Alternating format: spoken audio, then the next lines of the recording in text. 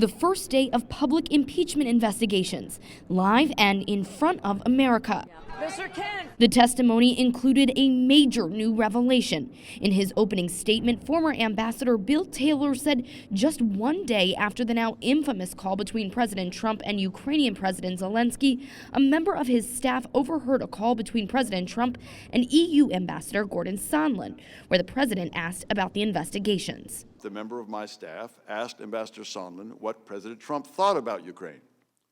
Ambassador Sondland responded that President Trump cares more about the investigations of Biden, which Giuliani was pressing for. The president's personal attorney, Rudy Giuliani, was part of what Taylor and diplomat George Kent called an irregular channel of communications with Ukraine, pressuring the Ukrainian president to announce an investigation into former Vice President Joe Biden's son in exchange for releasing critical military aid. By mid-July, it was becoming clear to me that the meeting President Zelensky wanted was conditioned on the investigations of Burisma and alleged Ukrainian interference in the 2016 U.S. elections.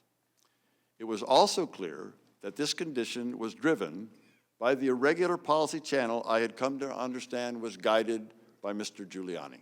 Mr. Kent, is pressuring Ukraine to conduct what I believe you've called political investigations a part of U.S. foreign policy to promote the rule of law in Ukraine and around the world? It is not. Is it in the national interest of the United States? In my opinion, it is not. Republicans, namely former U.S. Attorney, now Congressman John Ratcliffe, and Congressman Jim Jordan, who was added to the Intel Committee to give him a leading role in the questioning, repeatedly pressed Taylor about why he was so sure of the alleged quid pro quo. Mr. I was not wrong about what I told you, which is what I heard. That's all I've said. I've told you what I heard. And that's the point.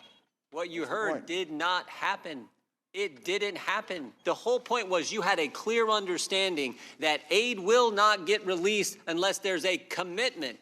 Not maybe, not I think the aid might happen, and it's my hunch it's going to get released. You use clear language, clear understanding, and commitment. And those two things didn't happen, so you had to be wrong. President Trump insists he did nothing wrong and points to the fact that he sent more lethal aid to Ukraine than President Obama. He says he hadn't been watching the hearings. I did not watch it. I'm too busy to watch it. It's a witch hunt. It's a hoax. I'm too busy to watch it. So I'm sure I'll get a report. There's nothing. I have not been briefed, no.